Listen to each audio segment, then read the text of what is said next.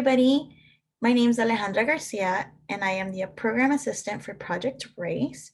And welcome to today's Asynchronous Grad School Workshop.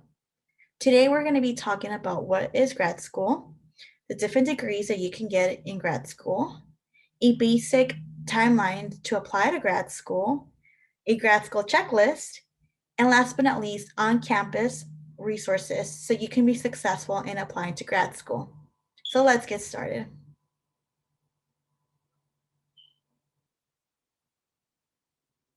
So first, what is grad school? Grad school constitutes an advanced program of study focused on a particular academic discipline or profession. Traditionally, graduate school has been academic, centered on generating original research in a particular discipline, but it may be professional, centered on developing skills and knowledge for a specific profession, or a combination of both. So basically, grad school is a lot more focused and specialized than college. So how is graduate school different from undergrad college?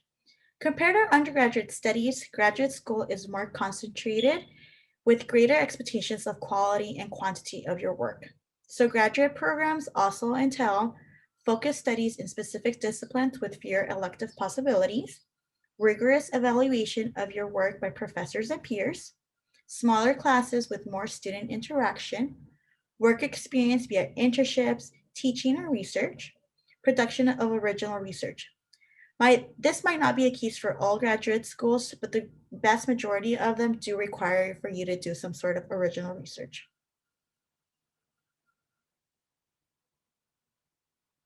So what are the graduate degrees that are available? Graduate degrees are available in almost any subject and come in 3 levels: a master's, specialist, or a doctorate. Depending on the graduate school program and the level that you desire, your program requirements and length will vary. So the first one is a master's degree. They are offered in many fields of study.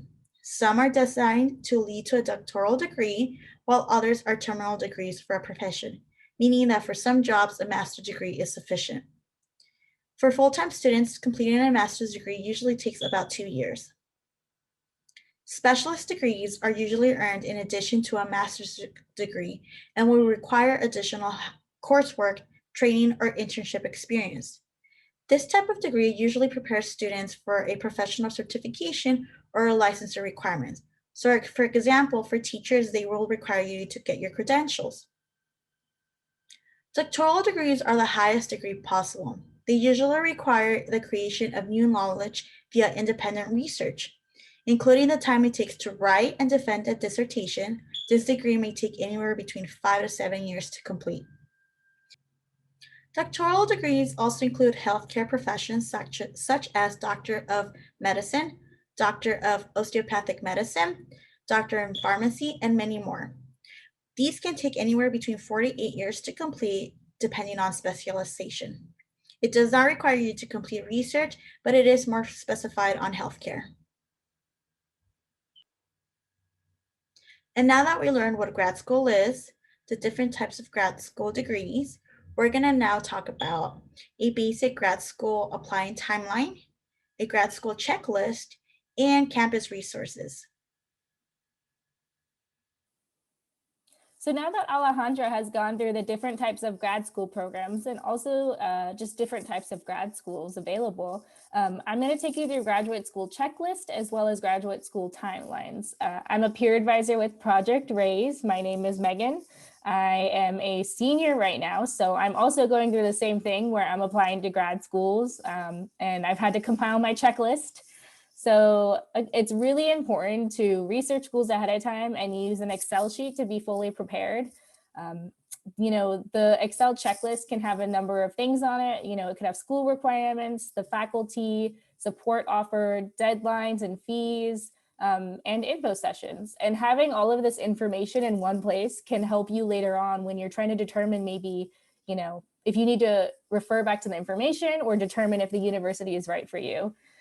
So specifically for school requirements, you should write down if anything stands out to you at all. Specifically, maybe there's classes that you need to take for the program that you haven't taken yet, or maybe there is a specific requirement that you don't fit into. And you should definitely ask an admissions advisor about those sort of requirements, as well as if there's any test required for applying. So such as if you need the GRE for grad school, or you need to take the MCAT or the PCAT, it's really important to write these down just to know exactly when you should start studying for these exams. Also, Googling faculty and the university to see if there's maybe any unsavory stories that came out from specific faculty or schools. You want to be happy at the school that you're at. So having an idea of if the faculty that you're interested in has a good reputation is just a good thing to write down and to realize. Also, another thing is support offered. Is there support specifically for minority students? You know, some things that need to be highlighted specific to your situation. Do they cover tuition? Do they cover fees? Is there a stipend? These are all relevant to you actually being on campus and the support that's necessary for you to get through your grad school journey.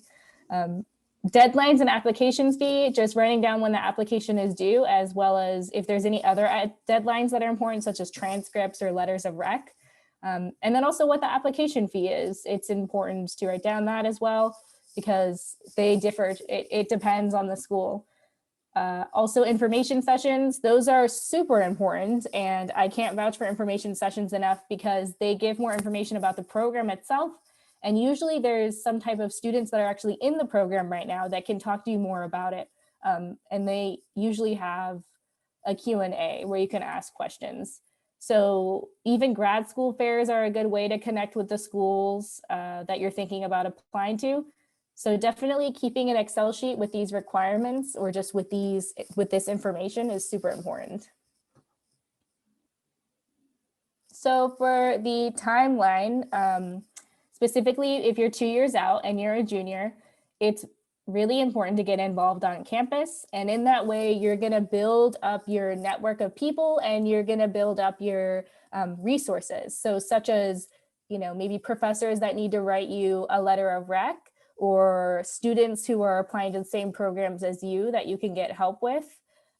It's really important to get involved on campus. So there's specifically programs on campus that are for people that are looking to go to grad school. So there's the McNair Scholar Program, there is MARC, California Pre-Doctoral Program, and there is a number of other programs besides these 3 programs that'll help you get into grad school.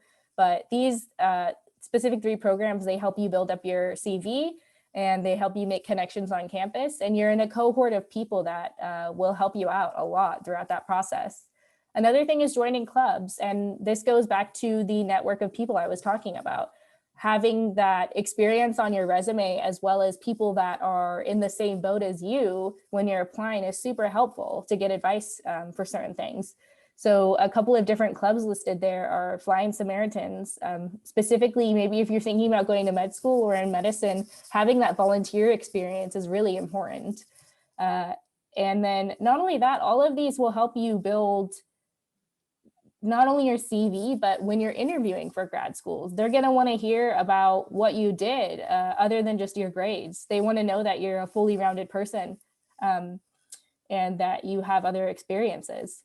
So that includes also research on campus. If you're thinking about maybe going into research, it could be super helpful to have, as well as internships, maybe during the summer or, you know, just other times when you can complete an internship, and volunteer hours. I know volunteer hours are specifically important for med school applications, and they really look to see if maybe you're volunteering at hospitals, or if you want to be a veterinarian in a vet clinic, just something to do with the job field that you're trying to get into in the future. It'll show that you're passionate about it and you're fully invested in building upon your experiences for your future.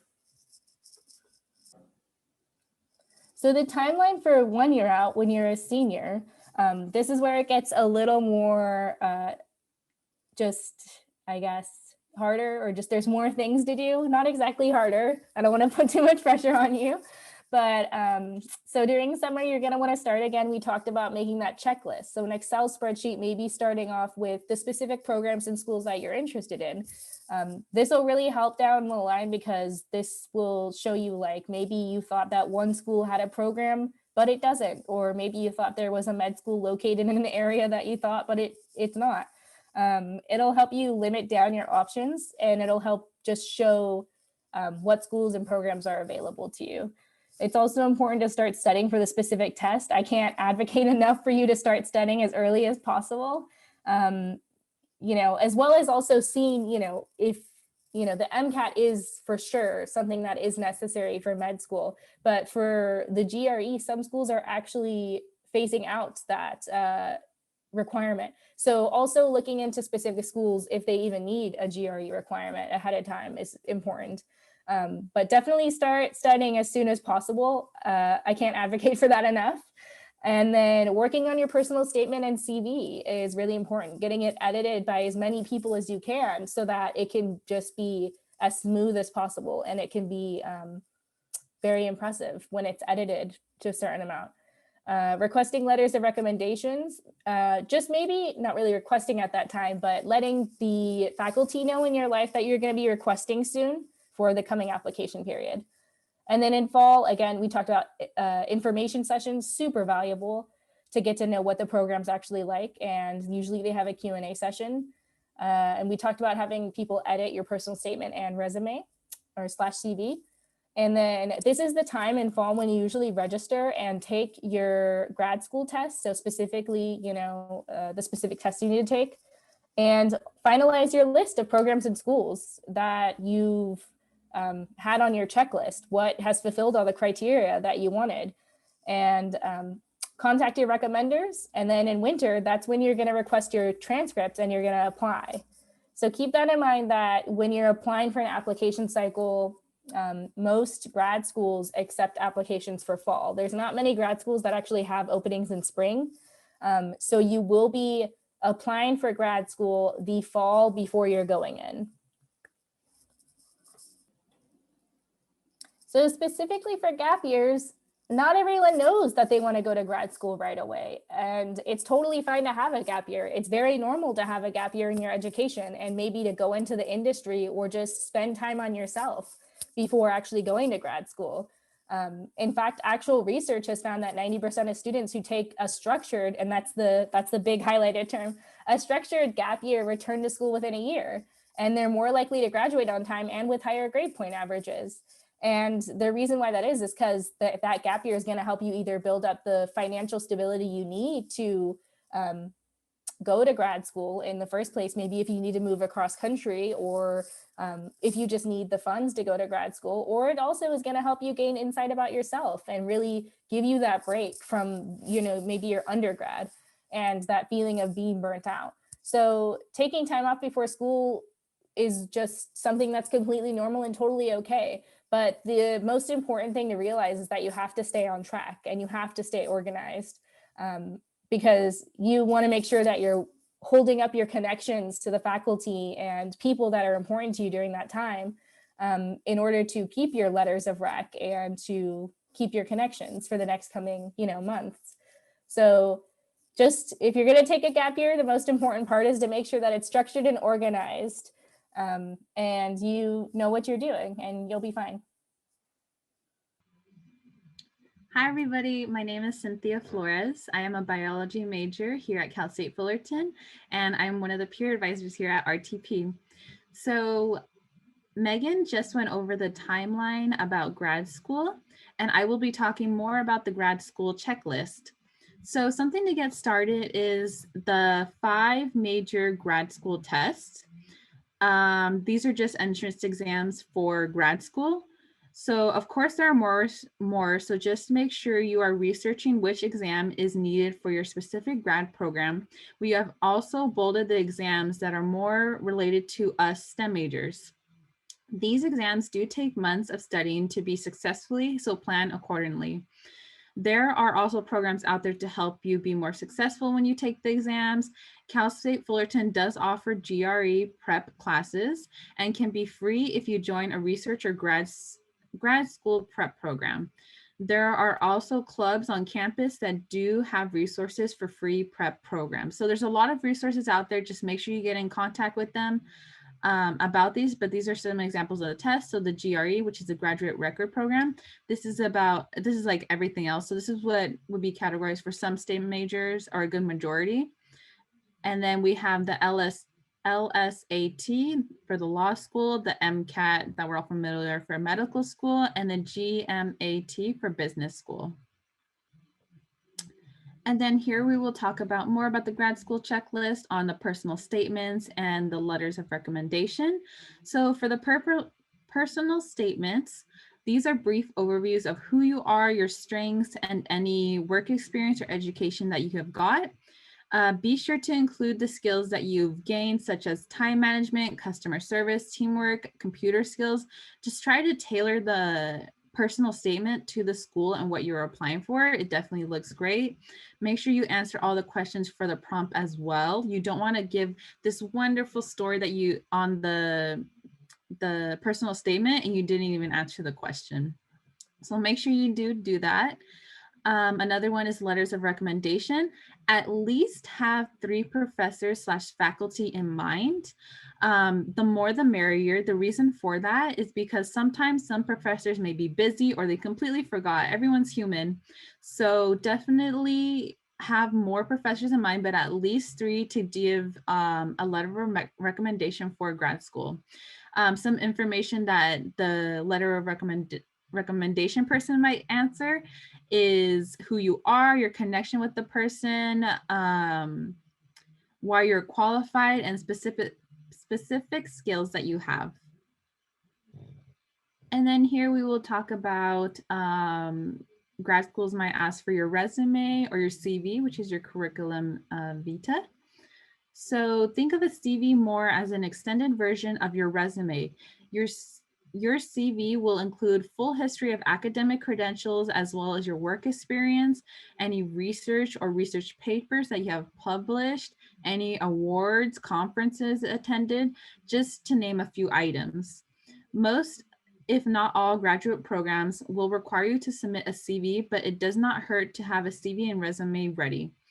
If you need help to create a CV or resume, feel free to visit the Career Center or Project Ray's Academic Success Coordinator. So again, there are resources here at Cal State Fullerton that you're able to access in order to strengthen your CV, your resume, or maybe you don't even have it ready at all. They're definitely here to help you out. Okay, so now we will go more into the checklist about the volunteering research and financial aid. So some grad applications might require you to do volunteering and research, and this also might be an opportunity to strengthen your application as well. So make sure to volunteer, for example, at like American Red Cross or research here on campus. You can get in touch with the faculty here. So these are some things that grad schools might require, or definitely might look good to strengthen your application. So you may be wondering, how am I going to pay for grad school? It is so expensive. Well, no need to worry. There are definitely opportunities out there to help you. The money is out there. Always remember that. You just have to go and look for it. So some ways are fellowships. There are external and internal fellowships. So the external ones are like big companies that go and look for students. So for example, the Ford Motor Company, they might be looking for engineers, or if you're a mechanic or whatever your major is, they can definitely might reach out to the students because they have like a good relationship with this school. And then the internal ones are the ones that the schools can provide. So the schools will have like a list of fellowships and they will get in contact with you about that. So that's the internal side. And then we have graduate assistantships. A graduate assistantship is a salaried student employment opportunity for grad students. Grad students work a set number of hours. In return, they receive tuition and/or monthly stipends. An example would be a TA, teaching assistant, or a GRA, a graduate research assistant. And then there are also scholarships and loans. So scholarships, you have to probably type like maybe an essay about yourself, and these are just free money for you guys. You just have to go out there and look for them. And then loans, they can sometimes be given from your schools. So make sure to look up on that through FAFSA. And look on the information, because sometimes there's like subsidized and unsubsidized. So make sure you educate yourself on what you're applying for the loan. And then lastly, for the financial aid, there is FAFSA and California Dream Act that are out there. These are other extra grants that are given by the government to help support you financially. Just make sure you submit the application before the deadline of March 2nd. So you may be wondering, there is so much information that probably goes into mine for grad school. Well, I know it can be overwhelming. I know for me personally, I am part of a program here at Cal State Fullerton, and they helped organize the data for me about grad research. So one way I went about this was actually making an Excel sheet. I did it on Google Sheets just because I could access this file anywhere. So what I personally did was I had the school that I wanted to apply to, the majors, because there's in each school, they can have a different name for the major that you're applying for, then locations, the website, application. These are just some examples that I personally did just to keep myself organized. This is just a tool to help you when you're looking at grad schools. Instead of like screenshotting on your phone or just written down on notes, you have it all organized on an Excel sheet. So it's more easily to grasp and understand. Just make sure that you keep this information updated. I know right now, since the pandemic, some schools don't require the GRE, so make sure you keep them updated about that information and keep it correct. Another thing you can actually add to this Excel sheet is the cost of the application. There is a price that you have to pay to get into those, but there are definitely waivers if you know certain programs, but make sure you have that price on there as an extra support for when you're applying to grad school. Hello, everyone. My name is Reed Witherspoon, and I am a peer advisor with Project RAISE. I'm going to speak with you all about some resources available to you to kind of get you started on your course to graduate school. On this slide, we have a list of campus research programs available specifically through Cal State Fullerton. As you can see, we have a wide variety of resources, everything from environmental studies to pre-doctoral to agriculture. So I really encourage you to look into some of these programs because they have a lot of benefits, especially if you are considering graduate school.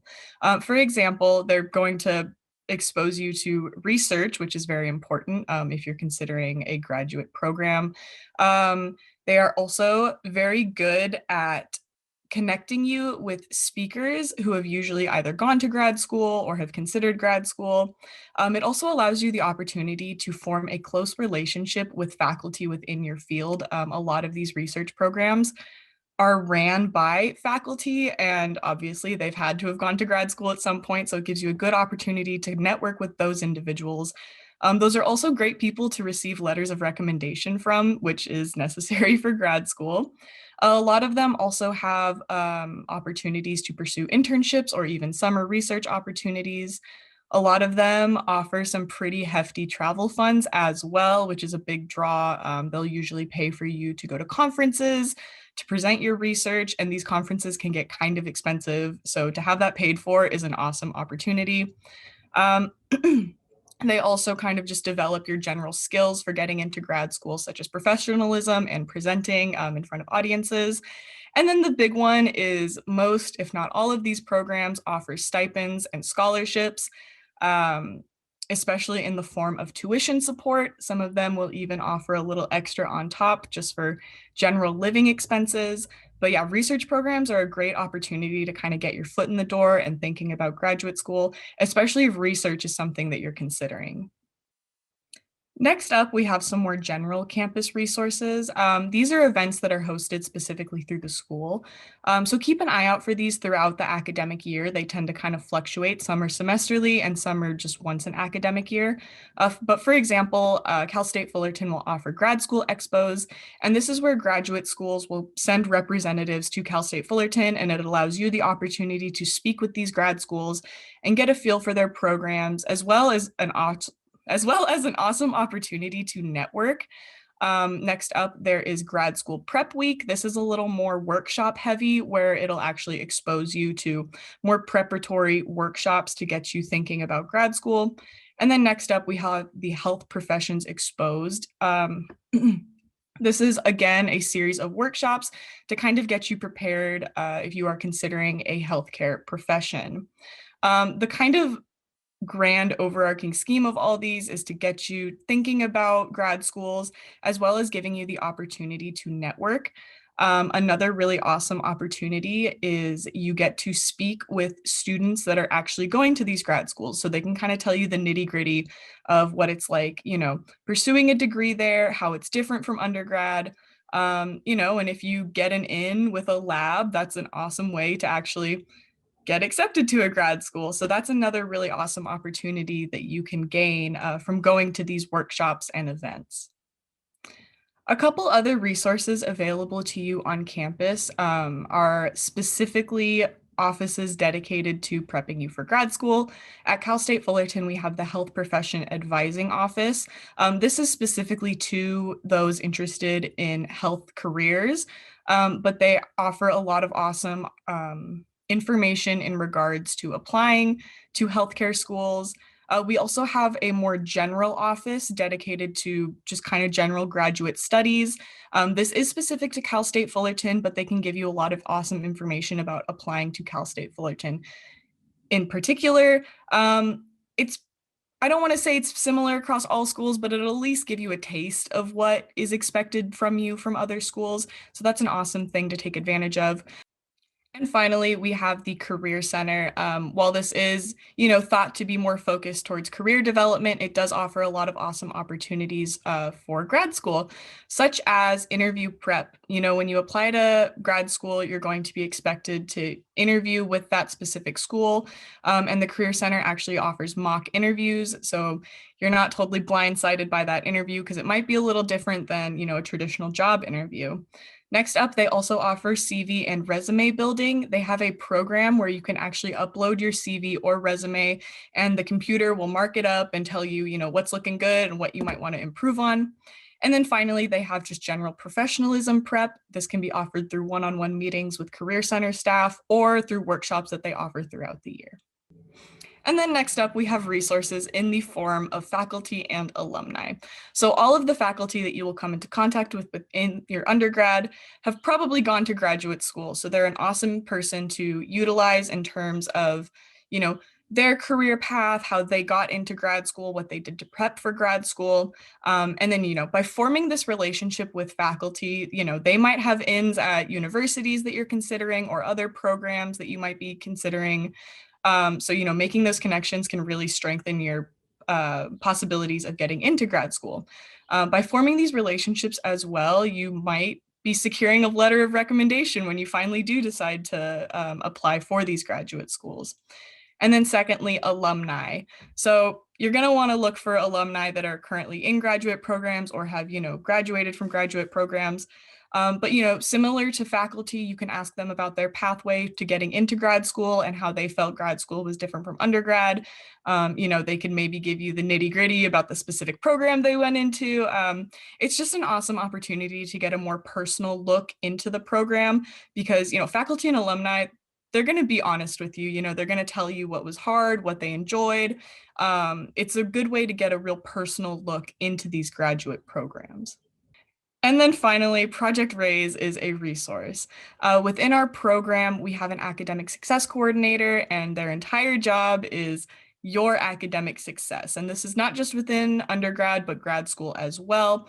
They can discuss grad school with you firsthand. They can explore the different types of graduate schools with you, to kind of decide what the best pathway is for you personally. They can also help you understand the grad school requirements, as well as expose you to resources within campus or off campus that might benefit you in your journey to grad school. And then finally, we have peer mentors such as myself. A lot of us are in the process of applying to grad schools. So we kind of understand your struggle, we're right in there with you. We can share our experience with you, maybe give you some resources or some tips and tricks that have helped us along the way.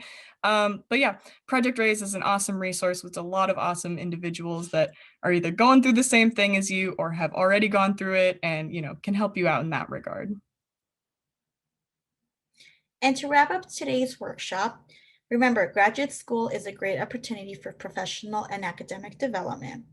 Plan ahead and do your research. Figure out the program that is right for you and start the process ASAP.